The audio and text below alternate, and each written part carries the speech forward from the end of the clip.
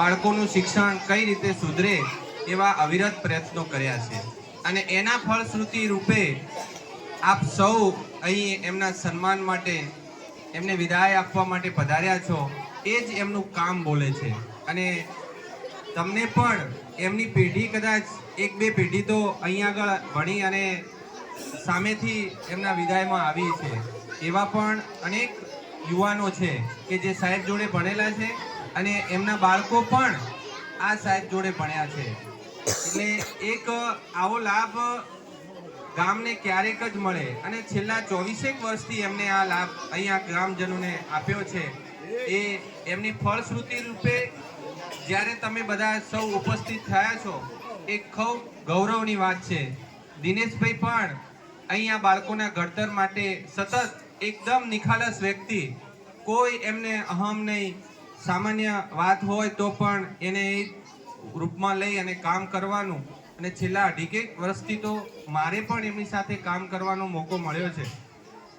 જ્યારે જ્યારે બાળકોની વાત પૂછીએ તો કે સાહેબ હા કરાવી દઈએ, આમ કરીએ। એ સતત અવિરત એમનું કામ કર્યું છે અને એ કામ હું કહું કે ન કહું પણ આપ લોકોનો પ્રેમથી જ એ જાણી શકાય કે દિનેશભાઈની સાથે આપ સૌની લાગણી છે અને ગ્રામજનોની લાગણી હોય, વિદ્યાર્થીઓની લાગણી હોય ત્યારે જ આવા કાર્યક્રમો વિદાયના થતા હોય છે અને એ જ એમની ફળશ્રુતિ છે।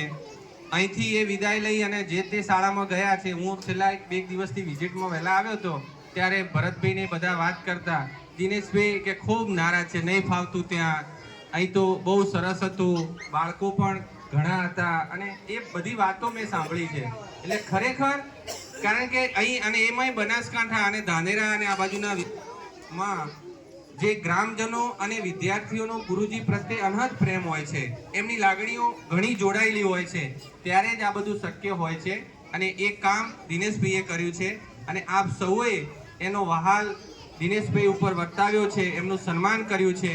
અહીંથી ગયા પછી એ પણ આવું જ કામ ત્યાં પણ એ જ વિસ્તારના લોકોના બાળકો માટે કરે એવી આપણે અભિલાષા રાખીએ। ત્યાં પણ એ જ એવા બેકવર્ડ વિસ્તાર છે કે જ્યાં બાળકોને શિક્ષણની ભૂખ છે કે એમને, કારણ કે મજૂરી વર્ગે જતા વાલીઓના બાળકો આવે છે તો એના માટે પણ એક મિસાલ રૂપી કામ કરે એવી આપણે એમને શુભેચ્છા આપીએ। એમનું લાંબુ આયુષ્ય અને એમના જીવન ઘડતરમાં ખૂબ આગળ વધે એવી શુભેચ્છા।